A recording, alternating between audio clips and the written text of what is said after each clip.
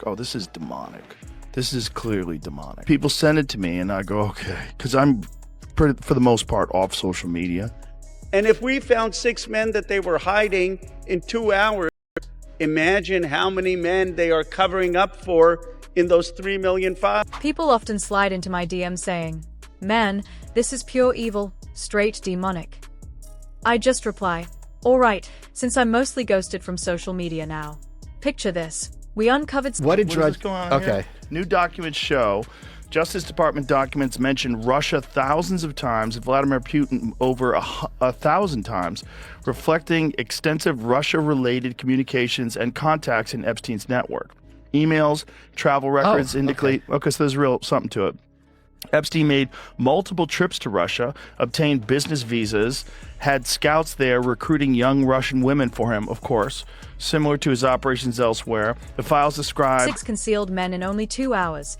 So imagine the hordes they are shielding across those 3 million files. Jeffrey Epstein texted Congresswoman Stacey Plaskett smack in the middle of a 2019 hearing with President Trump's ex-lawyer Michael Cohen, while a UK business secretary and Labour MP leaked classified tax plans. Describe Epstein cultivating ties with Russian political and business elites, acting as a facilitator in deals and introductions, not just sexual encounters. Epstein repeatedly sought a meeting or back-channel communications with President Vladimir Putin, at times suggesting he had advice or insight to offer about dealing with Donald Trump. He had documented ties to at least one former Russian official with a background in the FSB, whom he used to gather information on a woman he claimed was trying to extort his business partners. A felon. He hounded chances for direct talks or covert channels with Vladimir Putin, pitching his own savvy or intel on navigating Donald Trump. The fresh Epstein files unveiled over 300 names, with Joe Rogan spotlighting 10 There's no denying it now. My position on it is completely shifted. I thought there's probably some really sick people that have an appetite for that, but I hadn't seen any real evidence for it until these files. And now I'm like, oh, this is demonic. This is clearly demonic. People send it to me and I go, okay, because I'm, for the most part, off social media. But every now and then someone will send me something that I have to look at. I'm like, oh my God. Yeah. And these are emails back and forth. There's one of them where Epstein... Previously blacked out ones. We're peeling back the curtain on the chaos aboard his island and private jet, his shadowy ties to foreign powers, and the murky sources of his fortune, all now spilling into the open.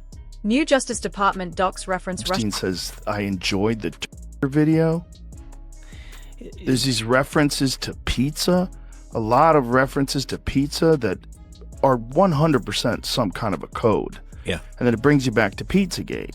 Yeah. Thousands of times, and Putin over 1,000, backed by emails and travel logs that confirm the depth of his network. Epstein jetted to Russia repeatedly, secured business visas, and deployed recruiters for young women there, mirroring his global playbook, not just for flings, but as a connector to elite Russian politicos and tycoons. Massey and I went to the Department of Justice to read the unredacted Epstein files. We spent about 2 hours there, and we learned that 70 to 80% of the files are still redacted. In fact, there were 6 wealthy, powerful men that the DOJ hid for no apparent reason. When Congressman Massey and I pointed this out to the Department of Justice, they acknowledged their mistake. Brokering deals and intros. He leaned on an ex-FSB official to sniff out blackmail on a woman targeting his business allies. The DOJ recently dumped more than 3 million pages, 2,000 videos, and 180,000 images, a massive trove. Those Epstein investigation files from various probes came loaded with massive redactions. And now they have revealed the identity of these 6 powerful men.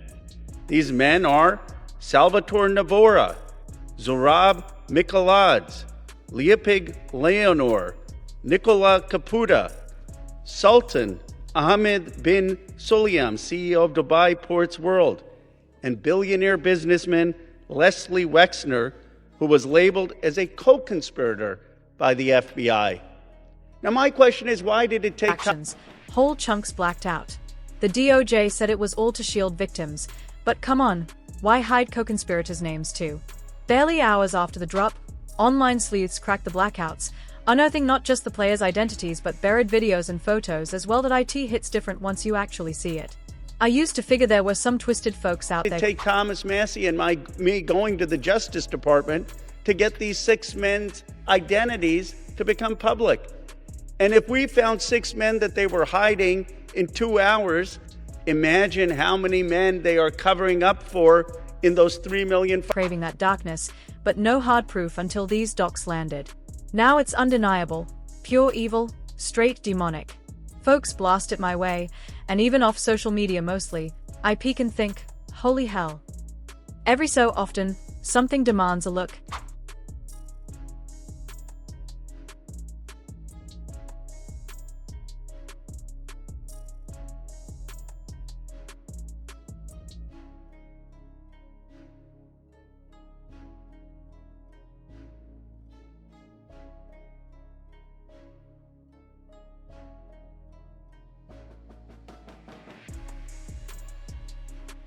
Take these back and forth emails, Epstein gushing. Love the video.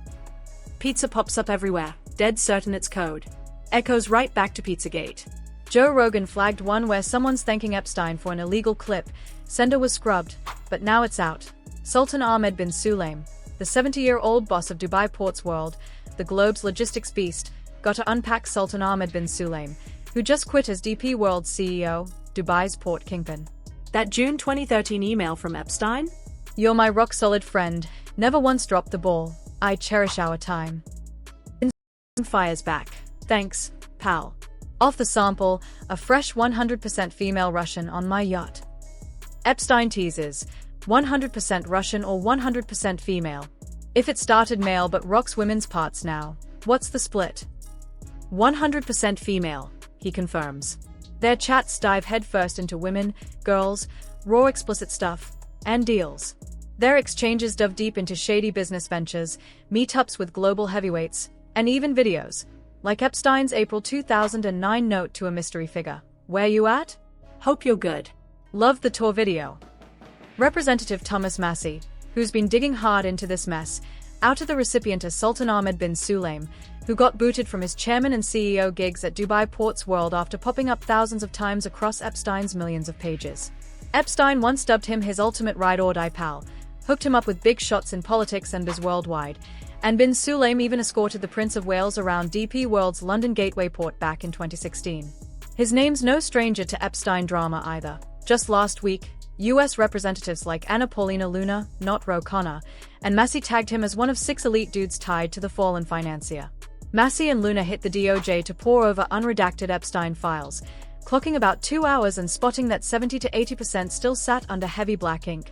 They flagged 6 rich, influential guys the feds buried with zero good excuse: Salvatore Navera, Zorab Natsakanyan, not Michelades, Lev Pilosi, not Lee Pigliano, Nicola Caputo, Sultan Ahmed bin Sulaim of Dubai Ports World, and billionaire Les Wexner, FBI-labeled co-conspirator. When called out, DOJ owned the slip-up and spilled the names. So why'd it take these 2 storming the place for the truth to leak? If 2 hours unearthed 6 cover-ups, picture the army still lurking in those 3 million files. Epstein's tentacles stretched deep into US government circles, with top politicians crossing paths through events, flight logs, and high society hangs, even after his 2009 child crime conviction. It begs the question, how did a guy branded a predator glide so easily among lawmakers, tycoons, and world players? Court papers and depositions paint him as a master networker, funneling cash to campaigns, throwing exclusive dinners, and flashing his financier clout to sway elections. Joe Rogan zeroed in on Stacey Plaskett, whose moves spark real doubts about Epstein's grip on power. Imagine the leverage: snag compromising dirt on key women in politics, like they did with her, trading texts nonstop during Trump's era. If trials or indictments hit, this blows up from niche chatter to federal headlines, grabbing mainstream eyes if played right. Fresh House oversight docs confirm Plaskett, Virgin Islands delegate, sync live with Epstein, also a local, while grilling Trump's fixer Michael Cohen in that 2019 hearing. At 2:24 p.m., Epstein pings, Ken brought up Rona, keepers of the secrets. She shoots back, Rona? Quick, I'm next. Acronym. He clarifies, that's his assistant. 7 minutes later, she's probing Cohen. Miss Rona, what's her deal? Cohen confirmed Rona Graff as Trump's executive assistant, right next door to his office and looped into tons of the action, Yet her name got scrubbed from those docs.